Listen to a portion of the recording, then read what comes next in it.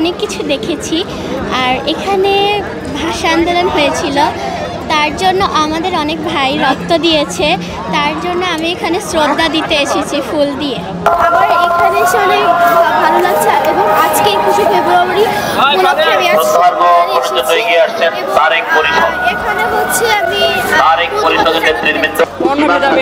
জাতি, ধর্ম, বর্ণ সবাই একত্রিত হয়ে বিশ্বের বুকে অন্তত বিশ্বের সংস্কৃতিটাকে ত্যাগ করে নিজ দেশের সংস্কৃতি হিসাবে বিশ্বের বুকে যে মাথা উঁচু করে দাঁড়ানোর এই প্রতিভাটা, তাছাড়া বিশ্বের কাছে ওই বিদেশি সংস্কৃতি নিয়েই আমাদের চলতে হবে। আসলে আমার ইংরেজি বিষয়ের চর্চাটা খুব কম, হ্যাঁ, আর আমি ইংরেজিকে খুব ভয় পাই, যেটা সত্য কথা।